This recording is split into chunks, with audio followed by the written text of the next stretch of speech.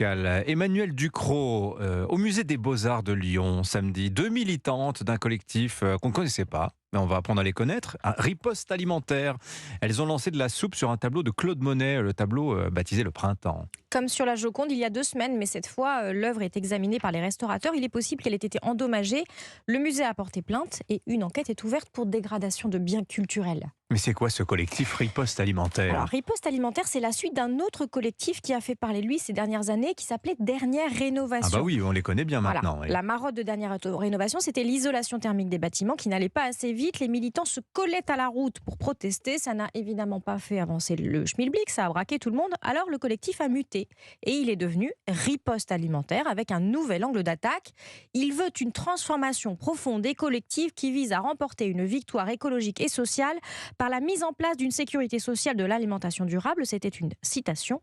Mode d'action dérisoire donc, le jet d'action de soupe sur des œuvres d'art. Le fond de sauce n'a pas changé. Anticapitalisme, avidité médiatique, pseudo-désobéissance civile et opacité totale. Comment ça, opacité totale?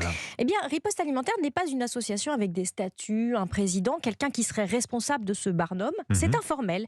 D'ailleurs, les jeteuses de soupe ne sont pas définies comme des adhérentes, mais comme des citoyennes en résistance civile. Officiellement, Riposte Alimentaire, ce n'est personne. Mais il y a des actions, il y a même un site internet, il y a une communication. Mais qui finance tout ça? Mais c'est une drôle de soupe. Riposte Alimentaire, officiellement, ça n'est personne. Mais il y a quand même quelqu'un pour faire la quête sur le site internet via une plateforme de financement basée en Australie. Riposte Alimentaire fait miroiter aux donateurs le doublement de l'eurobol par un mystérieux bienfaiteur et aussi une ristourne fiscale en France. Vous avez bien entendu, un collectif sans existence légale, sans comptabilité, bénéficie de la défiscalisation des dons à hauteur de 66%, comme les Restos du Cœur par exemple. Ça veut dire qu'il y a un écran de fumée, une organisation qui a pignon sur rue quelque part, qui récupère les dons et qui les reverse en cachette. Je résume donc. Les sympathisants de Riposte Alimentaire ne savent pas à qui ils font un don. Ils ne savent pas qui gère l'argent, ni d'ailleurs ce que devient cet argent.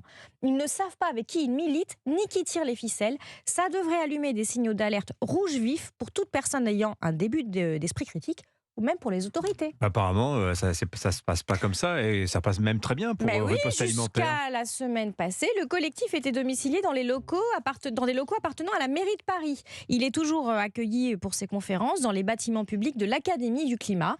Un soutien matériel et de l'argent public pour cuisiner une tambouille opaque et pour mener des actions illégales en tirant profit, dans tous les sens du terme, de jeunes en panique climatique. Il est peut-être temps que cette plaisanterie s'arrête. Signature Europe 1, Emmanuel Ducrot. Merci beaucoup Emmanuel, 8h53.